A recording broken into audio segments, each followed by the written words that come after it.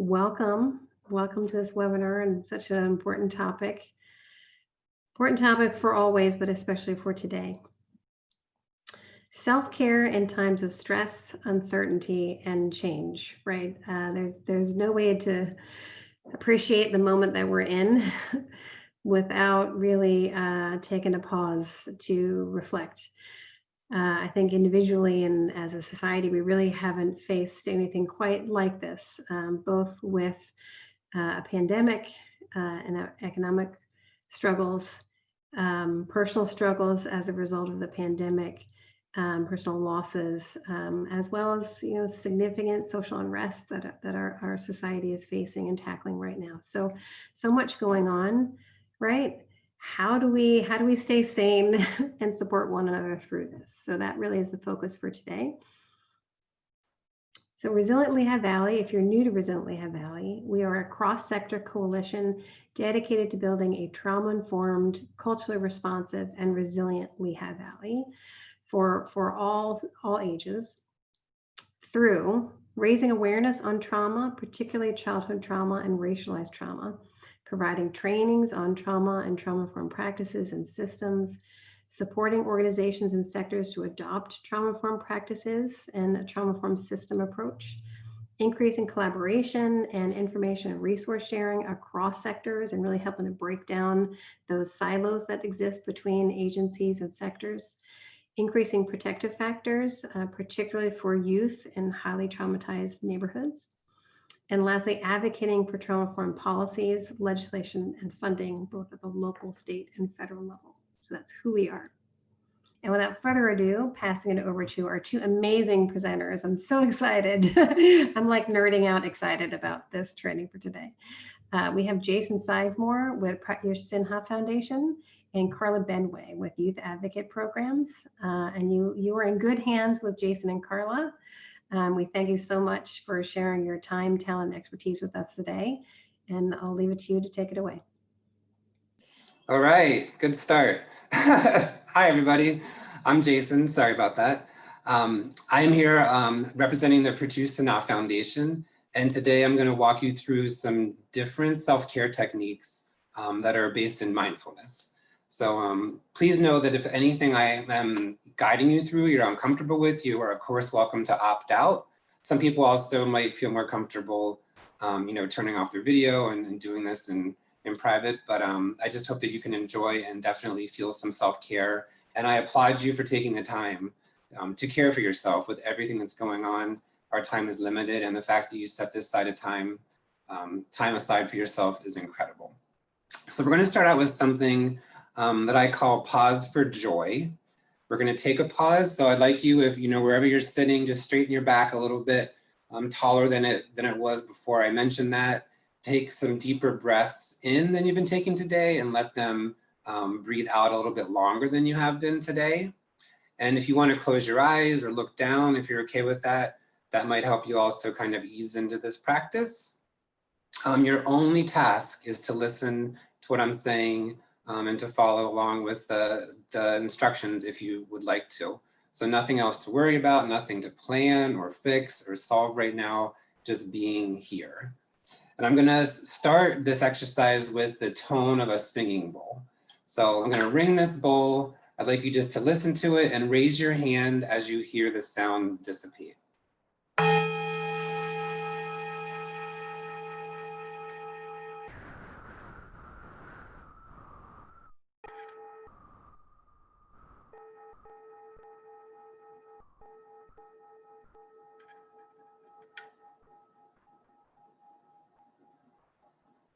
Perfect. So we use that sound to just bring us all to the same place and bring us down a bit, ground us a bit. While you're still in the presence of that sound, I want you in your imagination, think of a person, a place, or a thing that without doubt always brings you joy. So when you see that person's face, when you see that animal's face, if it's a pet, a friend, a relative, a thing could be, a special park you go to, a garden, a specific tree, a vacation spot, but a person, place, or thing that always brings you joy when you are in its presence. and picture that person, place, or thing in your mind. Bring a smile to your face while you're thinking of that joyful person, place, or thing. And keep that in your mind. And I want you to take 3 deep breaths. 1 in and breathing out. The second 2, I'll let you do at your own pace, but breathing in and breathing out.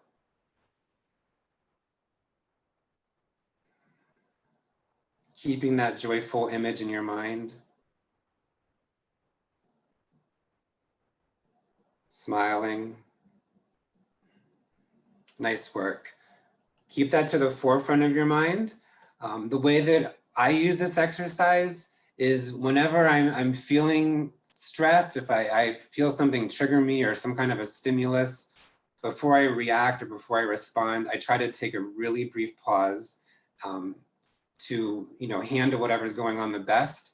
And one of my go-to things is imagining something that brings me joy. I often use my dog. So I bring his face to my mind, take a few seconds, and then move forward. Do I always do that? No. But when I remember, and it definitely brings me to a place of peace for a very brief moment. You can pick the same thing and use it all the time, or each morning you could pick your joyful thing for the day, put that in your mind, and then throughout the day, someone at work or someone in your family or someone driving too slowly, whatever, something's triggering you, bring that joyful image to your mind, take a moment, breathe, and bring yourself some peace. Thank you. I'm going to move on to Carla. So when I think about this year, I think about a meme on a t-shirt that my son sent me in a text message with, "Mom, I need to have this." And it definitely brought me a little bit of levity when I looked at it. But, honestly, when I thought about it, I was like, it has been indeed a difficult year. As Beth shared earlier, we're facing a global pandemic. What was COVID? I didn't even know what that was really, before this year. It's an election year, so there's a lot of political divisiveness that we're all feeling, particularly right now as we're honing in on the last weeks of the campaign. There's been a lot of social unrest around cries for racial justice. We've had hurricanes in the south and really devastating wildfires out west. And let's not forget about those pesky lantern flies. So, in the context of all of these different conditions that we're living in on a daily basis, it can certainly lead to us feeling a lot of stress around all of the uncertainty and around all of the change that we're experiencing and living through during this time. Dr. Robert Niemeyer, I don't know if I said his name right, I hope so, said that we're all kind of feeling this vague sense of anxiety and wordless suffering when we think about our experiences this year. So, we have heightened concerns about our safety and the safety of our loved ones. We've had major disruptions to our life in many different areas of life, so that could be medical care, socializing with our friends and loved ones, childcare, transportation, our jobs. For many of us, we've had to really quickly pivot from working in an office to working at home and even learning from home for those of us who have children. And for a lot of us, there's just this general anxiety about the future of our country. So these stressors can be even more magnified in certain segments of the population. So, it's a particularly difficult year to be a person of Asian descent because of stigma associated with COVID-19. And I think also the videos and images against Black bodies has caused a lot of secondary trauma for many. And I think that trauma is sometimes been magnified because it's been minimized by others who don't understand.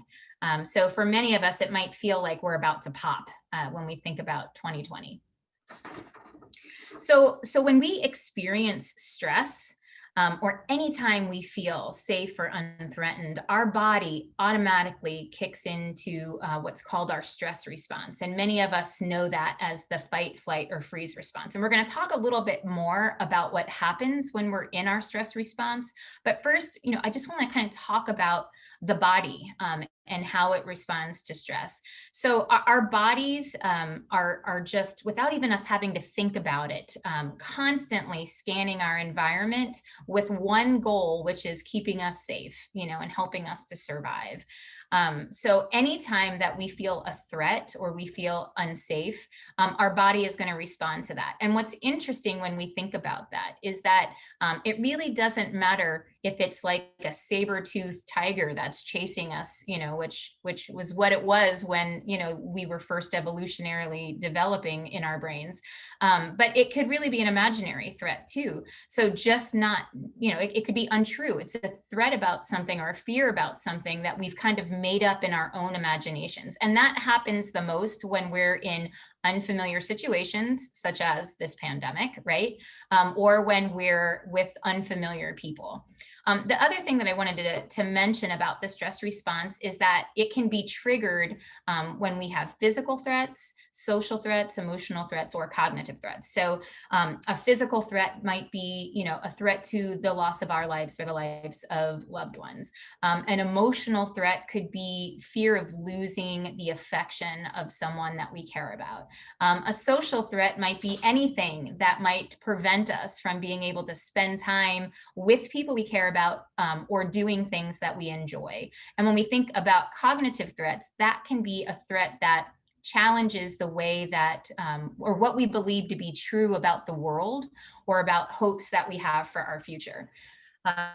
So going into, without getting nerdy, too nerdy anyway, going into what happens to our bodies when we're in the stress response, there's a lot of changes that are going to happen to the body. And Jason's going to talk about some of them in a moment. But I just wanted to talk about the brain. And the easiest way to do that is kind of by looking at that picture on the screen. So at the bottom are two parts of our brain. That's the brain stem, and which is also known as the reptilian brain, and the limbic brain, or the mammalian brain. And those are the parts of the brain that are responsible for scanning the environment and detecting threats, letting us know if something is good and bad, and keeping us alive. The brain stem, a lot of those things we don't even have to think about. It's like breathing, it just happens automatically. When we detect a threat, what happens is those parts of the brain take over, and that the prefrontal cortex, which is that top part of the brain, that part of the brain goes offline. And that's the part of the brain that is really important for things like thinking and learning and self-regulation and empathy. So that's why when someone is escalated or is experiencing their fight, flight, or freeze, it's impossible to try to reason or rationale with them, because that part of the brain is just offline, and we can't re-engage them until they're no longer in that stress response. So Jason, can you tell us a little bit about how the nervous system contributes to that whole process? And I like that image of the brain coming unplugged. We also talk about flipping our lid, meaning that top part of our brain is kind of deactivated and we're just living in that reptilian brain. But for people that need like scientific backing to understand why these self-care practices and mindful practices really do work and affect us, I just wanted to quickly run through this. So we have a sympathetic system, or we can call it the stress part of our body, the stress system, and then the calm parasympathetic system. When we are under stress, our pupils expand. Many of us, our breaths get much smaller, our heart starts pumping, and our stomach and our systems actually start to deactivate, they stop working.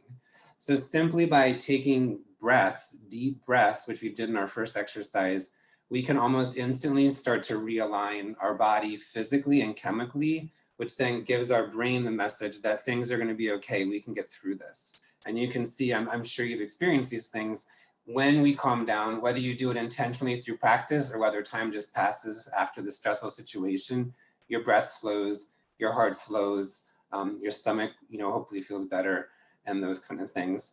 I find that, many times when I'm not working on being aware of what's going on, if my heart's racing, I'll even be feeling my fist clenched. I felt that today. I caught myself today doing that.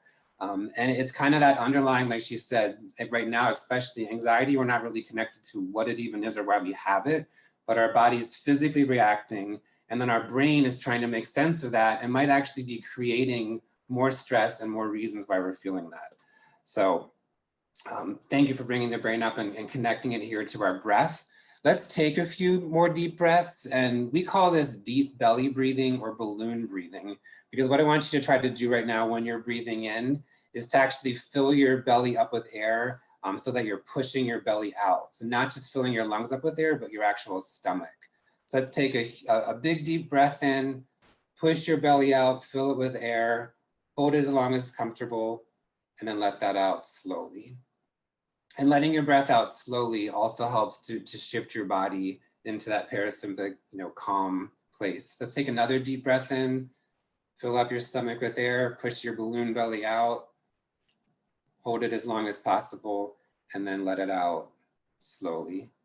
Any of the breaths I'm asking you to take, do it at your own rate, do it at your own pace. There's no right or wrong way to do this. So we're weaving in these practices and we're having them all fall under the term self-care. Self-care is so incredibly important. Just take a second to read this quote. We often forget, especially looking at the list of the type of professions that you are all in, to care for ourselves. We're kind of naturally giving people, empathetic people. We go and help and help and help, but not caring for ourselves and not preserving ourselves. It's just very, very unhealthy. There's even research that it can make you very, very sick and even worse. So we've got to take that time for ourselves always, especially during these times. This graphic is powerful. It's from the World Health Organization, who we know has been guiding us through COVID, but they have this graph here, or this chart, or whatever you want to call it, of how to be well. What is well-being? And it's the 3 layers on top: mental health, emotional health, and physical health. We see constant ads for going to the gym and diets and all this kind of thing, which is our physical body. But there's actually 2 other pieces that are just as important: our mental and emotional health. So my challenge for you today is, starting, even when we're done with this workshop, add self-care on your to-do list. Actually write it on your list. And I'm going to give you some of the simplest, quickest ways to do some self-care starting tomorrow morning as we work through the workshop. Just a graphic to kind of drive that point home. We feel empathy for those around us. And if we're not careful in the middle part of this arrow, when we're starting to feel empathetic distress, when it's getting to be too much, we can burn out and not even be able to function, for those that we care about, those that we work for, and for our own selves as well. So taking a moment in the middle there to pause, realign ourselves, make sure we're taking care of ourselves is what's extremely important in the professions that we're all in, and in the life that we're in, for our own selves and our own family and our friends. We're going to get a little bit deeper into what mindfulness is, which is where the self-care practices we're working on come from. But to put it really simply, something triggers us, or there's some kind of antecedent, and then we respond. So that happens, thousands of times a day. Things are happening, and triggers aren't all bad. Something happens and we have to do something in response. That pause in the middle is where mindfulness and self-care comes in, giving us, just a few seconds to take a moment, figure out what's best, and move forward, which is ultimately caring for ourselves and those around us. Some practices I want to sneak in right now, and to kind of go along with the many triggers we have each day. Research shows that we have at least 50,000 thoughts a day. Those are not all conscious, some of them are subconscious, and that research was pre-2020. So I would venture to say we have way more than 50,000 thoughts a day due to all that's going on right now. But our emotions are constantly with us. Every single one of those thoughts is going to respond with some kind of an emotion. So you can just see the amount of stuff that's going on and why it's so important to find these moments of pause, moments of peace, moments of breathing. So 2 really simple ways. If you think every time, if you kind of make a promise to yourself, even just for a day or for an afternoon or the rest of today, each time you touch a doorknob, take a deeper breath in and a deeper breath out than you have been. So any kind of doorknob the rest of the day, challenge yourself to do that. And weave that in, kind of mix these up and do different ones per day. Another one is anytime you're touching water. We're all washing our hands way more than we used to. or washing dishes. But when you're doing that, really take the time to think about what you're doing. You're turning on a faucet, water is coming out. You can work some gratitude into this, be grateful. There are many, many people in the world that can't just walk over to somewhere and turn on water. So be thankful that you have water. Feel the water on your hands. Know that the water is keeping you clean. The water is nourishing you. If you're using hot water, be thankful that you have hot water and that you have electricity. And you can just work, that little act of washing your hands or washing dishes into a moment of grounding yourself and being present. So you're not thinking about the 1,500 other things that happen before or after you're washing your hands, but just focus on that moment. So 2 quick little ones there. Doorknob pause and water, or washing your hands, washing dishes, pauses and breathing. Thank you. Thank you, Jason. So I think an often overlooked trigger, building from what Jason was just talking about, is loss. So Dr. Robert Niemeyer, potato, that I mentioned before, had this quote, and I thought it was like really relevant. I mean, he shared it in the context of the pandemic, but it was one of those aha moments for me in just thinking about that anytime we lose something or lose access to something that we're powerfully attached to, we can experience a sense of loss. So we're going to spend a little time now just looking at the different types of loss we might have experienced in this past year. The first time I wanted to call out is just a communal loss, or like a societal loss. So as a country, as a Lehigh Valley, as a region, we've experienced, because of everything that's going on this year, losses in special events.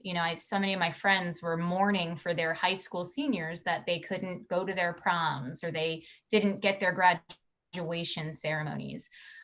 When we think about routines and routine activities, we've had to cancel sporting events. We've not been able to go to the hair salon or get our nails done or go to the restaurants that we enjoy to eat at.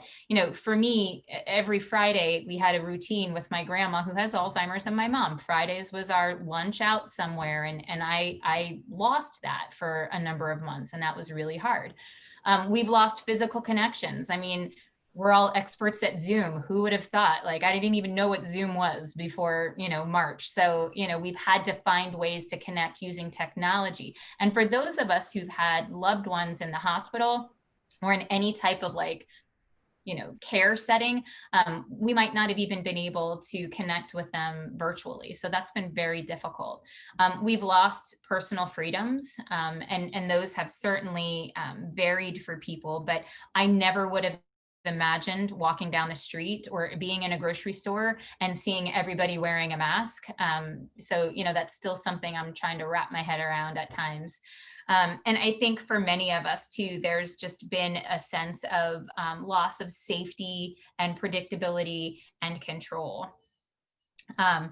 I think also, I just wanted to call out for our Black and Brown, citizens, friends, colleagues, family members.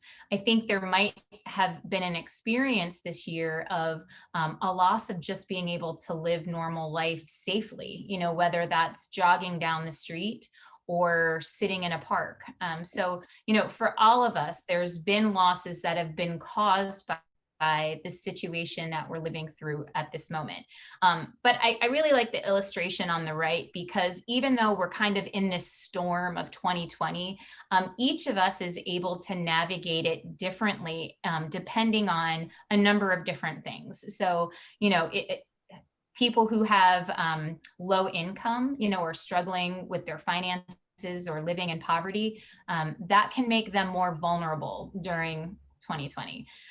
We can think about people who don't have a lot of social connections or social supports, those who have struggles with physical or mental health or addictions. We're all less able to navigate this storm as easily as some of us might, who have those resources and supports. But it hasn't just been communal losses. I mean, life still goes on, right? So, despite COVID and despite, the election, there's a lot of personal losses. Many people have lost loved ones this year, and it had nothing to do with COVID-19.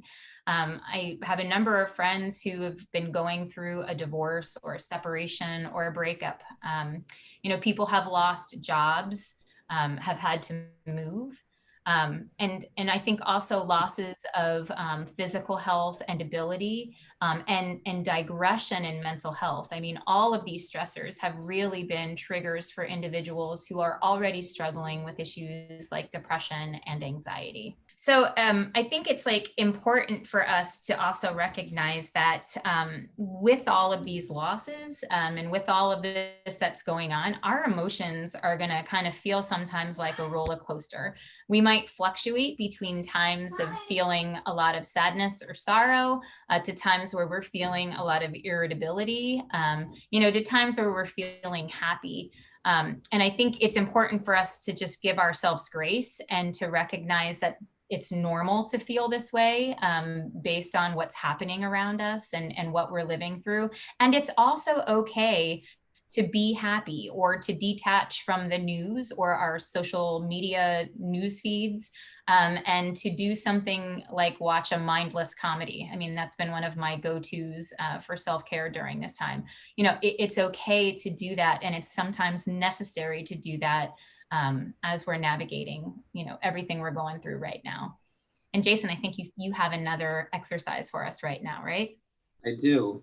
This is a simple one. Carla had created this slide and this imagery, and this goes along with it perfectly. And I've benefited so much from developing this with Carla, like looking at all that's going on as a form of grieving and loss has been very eye-opening to me as far as like connecting, why am I feeling some of these things? So I'm really thankful for this workshop myself as a participant.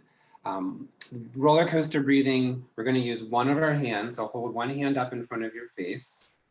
And we're going to take a finger from the other hand and just trace our 5 fingers, pretending this is like a roller coaster.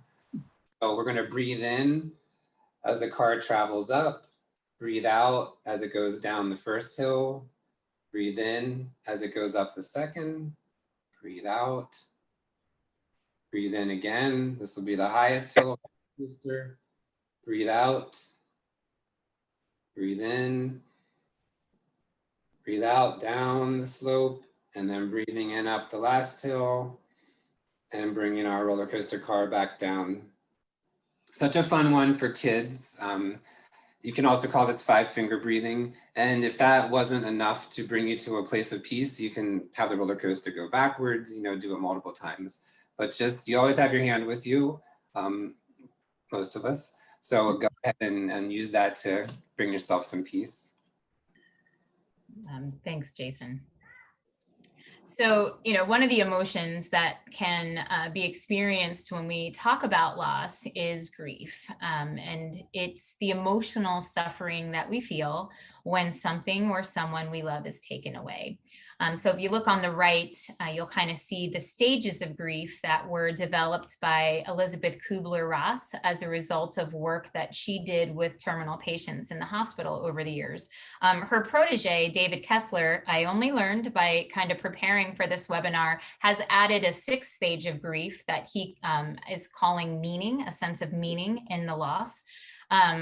But just a comment about this, you can be feeling any of these feelings or be going through any of these stages, associated with what's happening in our lives right now. They're not necessarily linear. There's no timeline, to experience them. You can go in and out of them rapidly, or, you can sit in one of them for a long period of time. It's the neat and kind of interesting thing about grief is that it's just very, very individual. It's very personal, and it is not the same for any of us. Okay, but it is important to know that whatever the loss that you're experiencing, it's important to you, and it's not something that you should be ashamed of or be embarrassed about. It's really something that's important for us to honor. And I really wanted to introduce, because this was something I, again, just learned about myself as I was kind of seeking meaning in 2020 and trying to understand my own experience.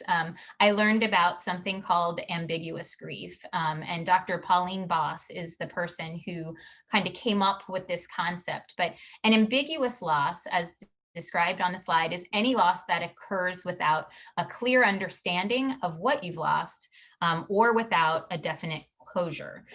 So speaking specifically to the pandemic, the boundaries between what we know and what we don't know about safety and about science have become a little bit complicated. And while we've tried to figure out ways to soothe ourselves and to soothe our loved ones, we've also had to do things like cancel vacations and birthday parties and things like that. And while we're thankful to have a job, we've also lost the separation between home and work for many of us. That was definitely something new that we've had to learn how to navigate.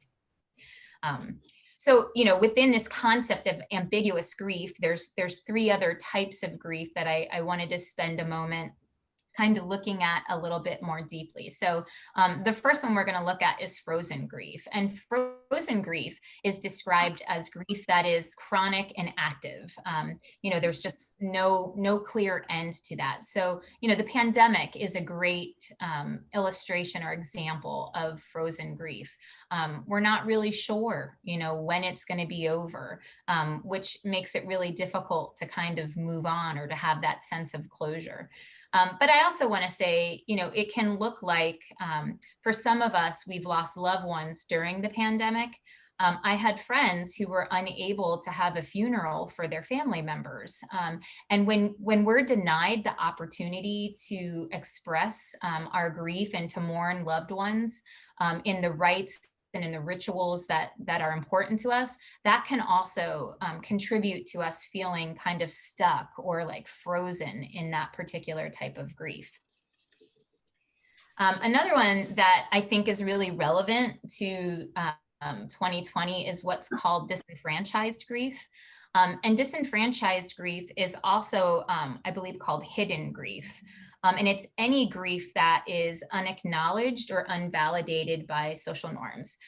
So examples might include during the pandemic, as we mentioned before, we might feel some grief with our kids missing their graduation ceremonies, or not being able to go to the gym, or grief that the new school year for our kids is partially virtual or completely virtual, depending on what school district that you're in. But I also wanted to say grief can also look like mourning for people that you don't know, like George Floyd or Breonna Taylor. And grief could also be tied to the message that their deaths convey to you about your own life's value. And what is so difficult about this disenfranchised grief is that people may not understand or think that the grief that you're feeling is kind of silly or trite, or that it's not valid. And that makes it particularly hard to process and to work through. So, in all of this, we just really wanted to pause and say, it's important that you allow yourselves to grieve your losses. And that takes intentionality, to carve out some space and time to let yourself feel and acknowledge the losses that you've experienced. And it can look really different, and that's also what's kind of neat about it is, it should resonate with you. So for some people, it might be journaling. For some people who are more creative, it might involve something artistic or music. It might involve meditation or something faith-based or spiritual that allows you to kind of mourn and to grieve. Or it might be something as simple as connecting with someone that you really care about and being able to share with them some of what you're feeling during this time. However you do it, just make time to do it. And the last type of grief we wanted to talk about was anticipatory grief. So the first two we've just talked about is kind of things that have already happened or our current situation. Anticipatory grief is, like it suggests, it's more about grief for the future, fear about the unknown. And so much of that is associated right now with the pandemic, not knowing when it's going to be over, not knowing if it's going to get worse. For many of us, it's thinking about the election. It doesn't matter what side of what party you're on or who you're going to vote for, regardless, there's anxiety about what's going to happen to our country in the future and how it's going to impact us. I think it could also look like something like a parent, a Black mother who is nervous every time her son leaves the house, and hopeful that nothing negative happens when he's out in the community. So anticipatory grief, it can feel just very ominous and looming, like there's just something bad out there. We don't even know how to protect ourselves from it because we don't even understand what it is. So there's really that loss of a sense of safety that comes with that. So one strategy to help when we're stuck in those worst fears about the future and we're starting to feel overwhelmed is to find balance in the things that we're thinking. So with the pandemic, if you've got this fear, like I'm going to get it, or someone that I love is going to die from COVID-19, try to counter that thought with, I am doing everything that I can to keep myself and my family safe. If you're thinking about the election, begin to imagine the best outcome for yourself. What would that look like? And really, allow yourself to recognize or honor that neither one is necessarily going, should take up more of your brain space than the other one. And something for myself is, in addition to the best and the worst case, I like to just think of like, what are some of those in between scenarios? Because often that's the one that's more likely to happen anyway. Thank you, Carla. And I love that finding balance when we think about this self-care and mindfulness. The goal is not that we 100% of our life are in the moment and not thinking about anything else. There's value. We're thinking beings, and there's value to reflecting on the past and thinking of the future, obviously. But when we're doing that 100% of the time and never being mindful, never taking self-care, taking care of ourselves, that's when we're in danger. So using these moments, and I love this graphic. So is your mind full or are you mindful? And we can look here. The person, their mind is cluttered with all kinds of stuff going on. And then the dog's mind is seeing what the dog is seeing: 4 trees and the sun. Our dog's not thinking, oh man, that walk yesterday was better than this walk, or I hope tomorrow it doesn't rain because I can't walk. That dog is thinking, that smells good. Oh, look at that. Look at this. Let's walk. There's a dog. There's a person. So the dog is right there all the time in the moment. And that is our goal for our mindful moments. When we take a break from all that's going on, give ourselves a moment to just see what's in front of us. And since we have nature on this slide, I thought it would be a good time to talk about the power of nature. Taking a walk is incredibly cleansing. Now, if you take a walk and the whole time you're just ruminating on the millions of things that you can't get out of your mind, it might not be super helpful. But even if you take, 5 minutes of that walk to just really focus in on what you can see, hear, and what you feel. So that sometimes it's called like 3 senses mindfulness. You can also do 5 senses, but 3 seems more manageable to me, especially if you're going on a walk. So just, take 1 minute and see everything more clearly than you were before you consciously decided to see things. Notice things on the walk you haven't noticed before. The next minute, pause, close your eyes, and listen. There's very likely sounds on your walk that you hadn't heard before taking that moment. And then see how you feel. Do you feel the sun on your skin? Do you feel the breeze, going against you? Is your heart rate slowing a little bit? Are you feeling more grounded as you walk with your feet connected to the ground? I also, as part of feel, I find like comfort and power in actually like holding onto a tree and thinking like this tree is grounded into this earth. And it kind of like just pulls me into a place of feeling grounded myself. Same thing, I'll go to Cedar Beach here in Allentown and just touch one of the big rocks by the water. Something in nature that's heavy and staying grounded helps me to feel grounded. So just some tips, using nature, take 30 seconds, walk outside your front door, touch the ground and come back to your Zoom call. You know, those little moments can bring you to a place of momentary peace, which is all we're really looking for, you know, sometimes. So for all of my friends who like Finding Nemo, this is my reference to Dory, and trying to be a little encouraging and saying, you know, just keep swimming. Know that you're going to get through this difficult period. Dr. George Bonanno said that once a crisis has passed, most people are able to bounce back and move on with their lives. And what he's talking about there is resilience. And we're certainly having an opportunity to build our resilience in 2020. So some strategies that can help us in terms of building that resilience this year is distinguishing what is temporary from what is permanent. You know, having to social distance and wear a mask is temporary. Like I keep telling myself that, and that is like helping me kind of navigate and manage this time period. Focus on what you can control and let go of what you can't control. You can't control what your neighbor is doing. For some of us, we can't control what our parents are doing, but you know, we can control what we're doing. And continue to do those things to keep us safe. And finding good in each day. There is so much research out there that shows that finding gratitude and expressing gratitude has benefits to our physical health, our psychological health, our life satisfaction, and our happiness. And it doesn't take a lot, right? Like in the morning, you could wake up and jot down 3 things that you're thankful for, or, you know, you do it at the end of the day. You know, maybe you call someone or you text someone, because that's what we do today, right? We text people, and you just let them know that you're thankful for them. But you know, making space to express gratitude doesn't negate the challenges that we're facing, much like Jason said. It just doesn't let those good things be overshadowed by the bad things. And it helps give us a bit of perspective and balance in our day-to-day. Thank you. A strategy here that we're going to talk about is called setting an intention. And it connects right to what Carla was just saying. She mentioned gratitude. That's something that we can weave into this.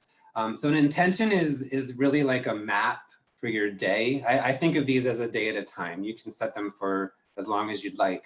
But it's important to not think of it as a goal. A goal is just, you know, as soon as we say a goal, at least I think of, there's a possibility of failing. You can't fail at an intention. An intention is, you know, taking care of yourself, being mindful of something that you want to work on. And if you don't feel like you did great at it today, try it tomorrow. It's a process. It's not something where all of a sudden you also solve it and you're good to go and you never think about it again. So an example here, you know, practicing patience with yourself. If you had an especially frustrating day today, tomorrow, you know the signs of when you're getting frustrated. So tell yourself, you know, one time today when I'm going to get frustrated, I'm going to stop myself and I'm going to go wash my hands and think about the water. So you can kind of set that intention for yourself. There's some questions you can ask yourself. You can say, you know, what is important to you in your life? What ways do you want to improve the way that you handle things or the way that you think of things? What do you want to let go of? What makes you feel proud? When you feel pride, what happened right before that? You know, what kind of action did you take or what kind of thought did you think, and how can you do more of those things? What fears hold on to you? What emotions harm or distract you? And when do you feel peace? So if you kind of analyze some of those prompts, then you can work on this process of figuring out an intention to bring you to those positive moments more often in your day. Some examples, Carla just mentioned gratitude. So, you know, tomorrow I'm going to focus on gratitude. And you can, you know, be thankful for, you know, the moments in your day when you're eating breakfast, be thankful for what's in front of you. When you're having a conversation, be thankful for that friend. Try to keep thinking of gratitude as like this layer around the things that you're doing. Speaking of walking, when I go for a walk, you know, when we hear like a bell toll, we live near Muhlenberg College, we've started stopping and thinking of something we're thankful for on each of those bell tolls, which is a really cool way to, you know, be prompted to remember to be grateful. Another example, you can turn fear into curiosity. So, decide this tomorrow morning, today when something scares me, I'm going to stop and think like, whoa, I'm curious about that. Why is that making me scared? Why is that bringing me fear?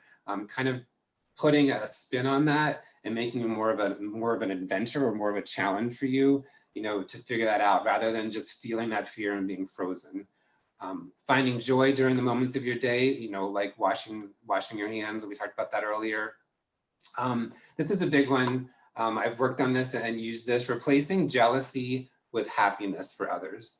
So, a friend calls you up and they share that, they just bought a new car and you've been dealing with a messed up car for months, but you just can't buy one right now. Our animal instinct is like, man, I wish I had that car. I'm being jealous. But working to be thankful, I'm so glad they got a car. I'm so glad they're not having to worry about a car like I am. And know that you will get the things that you need, when it's time. Another last one here is, make a pointed effort. My intention for today is to listen when I'm communicating. So if it's a, phone call or a Zoom call or in person, I'm really going to listen to, my person or my relative today, and not be at the same time, Zooming and texting or those kind of things. So setting an intention can be really powerful. It can be really simple. And it can just be a nice guide, like a little companion for you for your day. Thank you, Jason. I love that. So whether we're aware of our grief or not, it's going to manifest, and it's going to manifest in many different ways, and we'll look at that in a moment. But what we really want to emphasize is that whatever you're feeling, and these are often not the fun feelings, right? These are often the difficult and painful and ugly and undesirable feelings that we just wish we could avoid or put in a box somewhere. These are all normal reactions to loss, stress, change, and the uncertainty that we're living through right now. Our feelings can manifest in a lot of different ways, right? So I want you to look at these and kind of think to yourself, do any of these resonate with you? Or do they look familiar to how you kind of manifest your own grief and your own suffering and pain? For me, I can say at different points in the past year, I've really manifested mine through increased busyness, just keep swimming. That's my Dory. It's also been a lot of tension, like in my neck and shoulders and causing headaches. And much to my family's chagrin, irritability, so these are some things that I've really had to work on in the past year. So although this is normal, there are occasions when what we're feeling might require additional help. And it's really important that we feel comfortable reaching out and acknowledging that we need help. So, some of the signs that might let us know that we or someone we care about needs additional help, they're just really struggling getting through every day or even just getting out of bed. Their relationships are suffering. Maybe they're withdrawing more from people, or they're just unable to maintain any type of social relationship or emotional intimacy right now. It could look like difficulty with work and with school. It can look like crying a lot. It can look like suicidal ideation. If any of these situations look or sound familiar, I just want to really encourage you to reach out and try to get some additional support. We've got on the screen 2 resources that we wanted to share. The Warm Line is a free telephone support service that's offered by Pinebrook Services for the Lehigh Valley. And it's there to help individuals who are struggling with loneliness, isolation, stress, or anxiety, and who are looking for some additional support and resources. But if you're in a crisis and you need immediate help, then we encourage you to call the National Suicide Prevention Lifeline.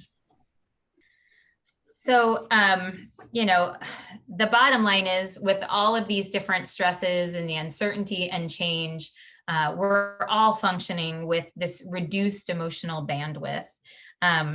And again, it's very understandable. It's very normal. You're in good company because, like we're all there.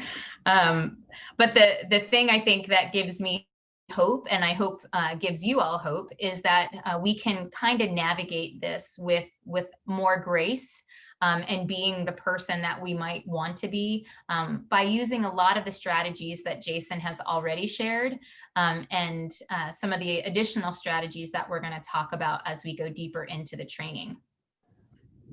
Jump into this slide. Why don't we do some of that deep belly breathing?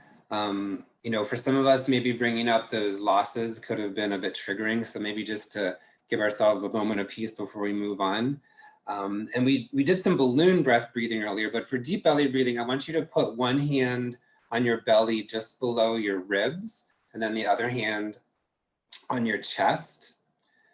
And we're going to take a nice deep breath in through our nose. So go ahead and breathe in through your nose. And as you breathe in, let your belly push your hand out. Hold your breath a bit, and then breathe out through your mouth kind of like partly open, making a swishing sound like this. So really push that breath out, make a sound, and then again, breathe in through your nose, filling your belly up with air so that it's helping your hand rise, the hand that's on your belly, and then breathe out through your mouth. We'll do 3 more. Breathe in through your nose. Hold it there, belly full of air, breathe out. Breathing in through your nose. Breathe out. In through your nose. And out. And last one, in through your nose, belly filling up, hand rising, and out through your mouth. Nice work. All right, so looking here at this slide, a little bit deeper definition of what mindfulness is. Mindfulness has been around thousands and thousands of years. It can be traced back into all kinds of ancient contemplative practices. But over the last, about 40 years ago, Jon Kabat-Zinn really brought it to the forefront in a secular application. And, his teaching, and then a lot of colleges, actually, University of Massachusetts took off with doing research in it. And now, if you just Google mindfulness research, there is a huge amount out there. But the impact that it can have on our lives in many different ways is becoming really well known. And like I said, even scientific. It's used in medicine, it's used in psychology. A lot of corporate settings use it. It's been proven to help with illness, alleviate pain. And kind of the last place that it's come to recently is education. And that's where the foundation, Pratyush Sinha Foundation, that's a lot of where we put our focus, is bringing mindfulness to kids. And every time that I work with kids or with staff in a school, I think, wow, if I had this when I was a kid, what a gift that would have been. But he really brought it, like I said, to the forefront, and has really become more and more well known. We wanted to define it because it's becoming like almost a word that's being used all over the place. I gave an example of the day, like mindful cereal. I mean, it's kind of like somewhat overused, but for our purposes, it's paying attention in a particular specific way, on purpose, being in the present moment, and being non-judgmental. And that's being non-judgmental of yourself. If you're trying to do one of these exercises and you just can't slow your brain down, don't worry about it. Come back to it later and try it again. Never beat yourself up when you're doing any of these mindful practices. And Jon Kabat-Zinn, again, he added this prior to 2020, but mindfulness is something you do as if your life depends on it, because it truly, truly does. Stress has a huge physical impact on our health, and mindfulness can really help to alleviate that. So these are kind of the, we call them smart breaks, the mindfulness practices that I want to challenge you to pick, one or all of these to start this afternoon or start tomorrow. And I just want to make the point that when we talk about mindfulness, we're not saying like tomorrow you need to, meditate for an hour and a half in the morning and the evening. And if you don't, you're not being mindful. You know, if you can, amazing. If that works for you and that's what you do and you need, that's incredible. But there are some very, very simple things you can do, you know, to bring yourself some peace, to bring yourself some self-care. And one I love to talk about doing in the morning is a 3-sip practice. So whatever you drink in the morning, you know, coffee, tea, or whatever it is, make a promise tomorrow morning. This is one that we can all hopefully promise to do together. The very first 3 sips, all you'll do is sip that beverage, taste it, feel it in your body, and think about what you're doing. So don't be on your phone, don't be watching TV. Do your best not to be distracted by, you know, other people in your home. Try to find a secret private corner to just take those first 3 sips. And then go on with your day. If you don't think about anything else we talked about right now, no problem. Tomorrow, just start with this 3-sip practice and have those first 3 sips of that beverage be a mindful self-care moment for you. And if you drink something, if you drink coffee or whatever throughout the day, do it as many times as you can. When you bring that to your lips, use that just for a moment as you're sipping that to have a bit of self-care. The next one I'm borrowing from Prabha, who is the founder of our foundation. And I'm calling this red light breathing. So she set this as an intention and something that she added to her life when she's driving, rather than letting a red light frustrate her and you know, oh, I wish I was there sooner and all that kind of stuff. Using a red light to be a reminder to breathe. So when you're at a stoplight, you see the red light, do some of that belly breathing, you know, take some deep breaths in and let some long breaths out, and use that red light as a moment of mindfulness. I thought that was such a genius way. You know, we can't avoid red lights, but we can use them as a self-care moment. Belly breathing, we, you know, just did. That's one that is very powerful as far as getting your system realigned. And just to remind you of some ones we did earlier, the practice of when you touch a doorknob or a door handle, taking a moment, you know, before you go through that door, before you open that door, take a deep breath in and let a long breath out. Connected to gratitude, when you touch a doorknob, think of a thing or a person you're thankful for.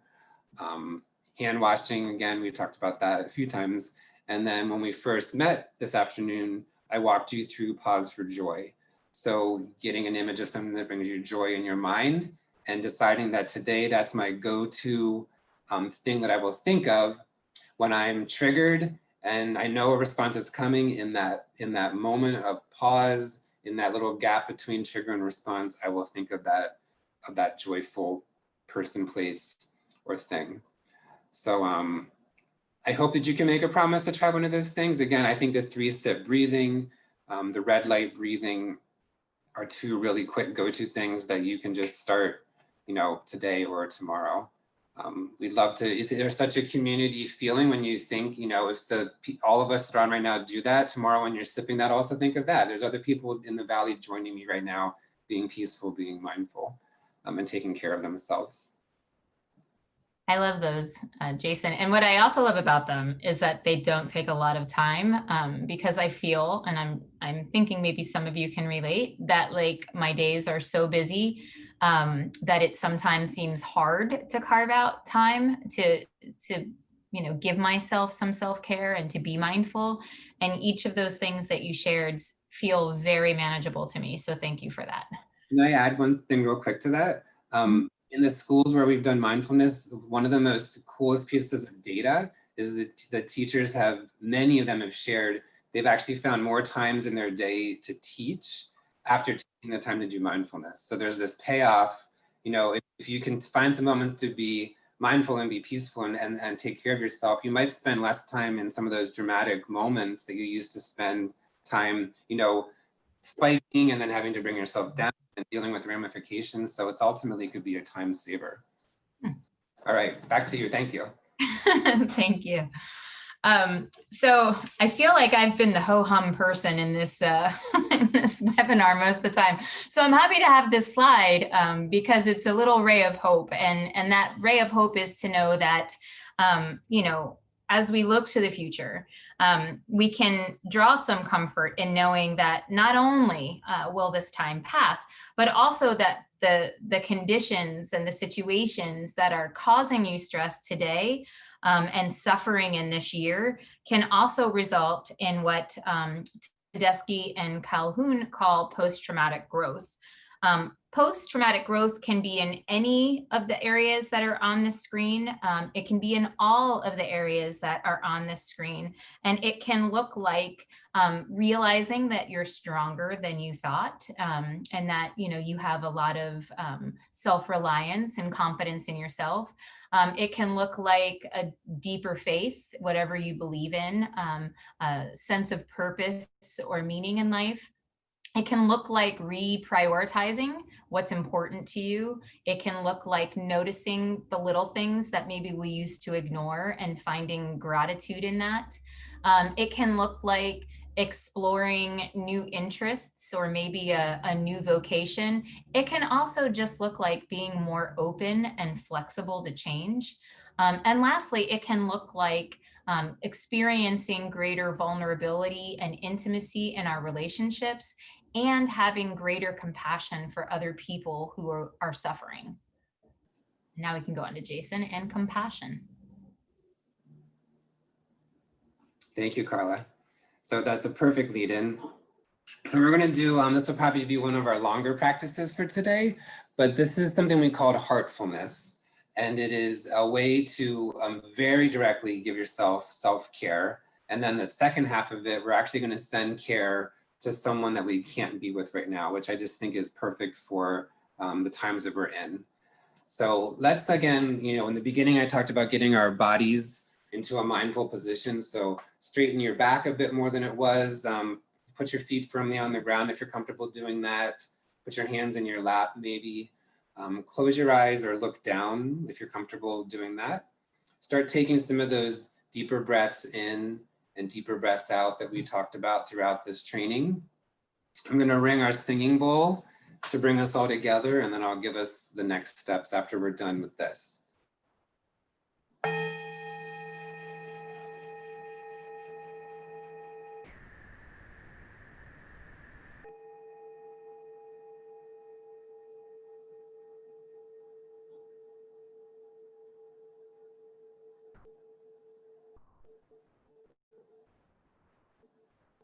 So as you're hearing that tone come to an end, go ahead and let's take 3 more deep breaths in. Our first breath in and out. Second breath in and out. And our third breath in and out. I'd like you to repeat after me, either out loud or in your mind, some phrases. So the first one is, may I never feel alone. Second one, may I be healthy. May I feel peace. And again, may I never be alone. May I be healthy. May I feel peace. And a third time, may I never feel alone. May I be healthy. May I feel peace. Let's take a deep breath in and out. So now I want you to think of someone and get their image in your mind who you'd like to send those same 3 affirmations to. So get that person in your mind. Maybe it's someone that you haven't been able to be with because of the current circumstances. Or maybe it's someone in your house right now that you can't necessarily say these things to. You're not comfortable, but you want to send them to them anyway. And we're going to repeat them 3 times to the person who you're thinking of. So we're going to say it to them. May you never feel alone. May you be healthy. May you feel peace. And again, May you never feel alone. May you be healthy. May you feel peace. And let's put our hand on our heart this time and really feel this as we send it one last time to this person. May you never feel alone. May you be healthy. May you feel peace. A deep breath in and release that breath slowly. And we're going to end this with another tone of our singing bowl. When the tone ends, you can go ahead and open your eyes.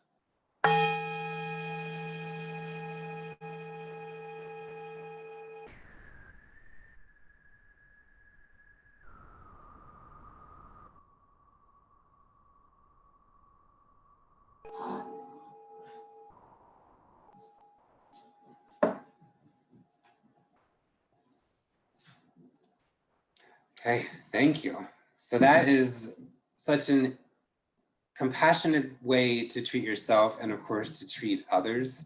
I love doing that. I love teaching people to do that. It's a really good way, you know, if you can't find any other way to slow your brain down, to just think of, you know, phrases you need to hear. If someone who you loved could tell you what you need to hear right now, what would that be? And tell it to yourself. So you can change those three things around to whatever you need to hear and then send them to someone else. Carla talked about people in our lives right now for many different reasons that are frustrating. Send them things you want for them that you might not be able to say to them through a heartful practice. Thank you.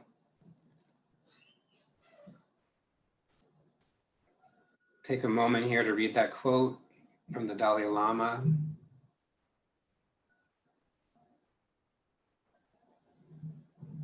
And hopefully today, Carla and I have, you know, provided with you some different parts of that map, some different things you can add to your list of ways to care for yourself and care for those around you.